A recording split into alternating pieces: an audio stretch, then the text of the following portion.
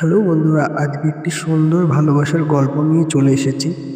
তো গল্পটির নাম হচ্ছে শেষ বিকেলের প্রতিশ্রুতি।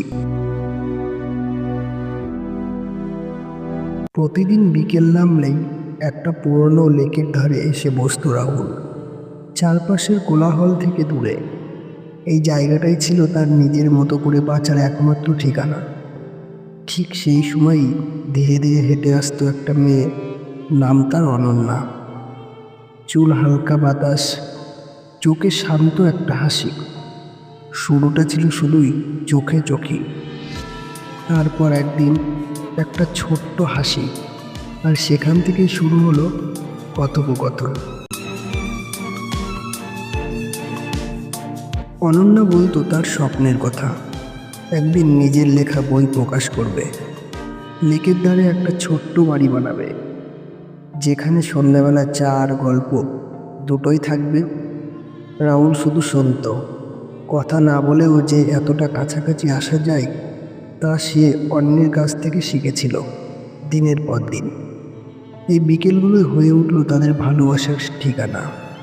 কেউ কাউকে কখনো বলেনি আমি তোমায় ভালোবাসি, কিন্তু প্রতিটা নীরব মুহূর্তে ভালোবাসার কথা বলেই উঠত।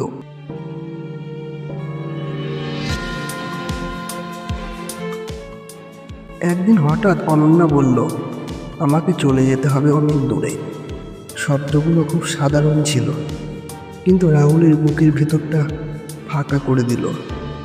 সেদিন লেকটা যেন আর চুপচাপ ছিল, বাতাসও কথা বলছিল না। চলে যাওয়ার আগে শেষ বিকেল, দুজনে পাশাপাশি বসেছিল, কিন্তু কারো মুখে কোনো কথা নেই। অনন্যা ধীরে বলল, কিছু মানুষ থাকে যারা চলে গেলেও স্মৃতিতে নয়, জীবনেই থেকে যায়। রাহুল শুধু তাকিয়েই রইল। চোখের ভেতরের কথাগুলো সে আর বলতে পারল না, শুধু বলল, এই বিকেলগুলো ভুলে যেও না।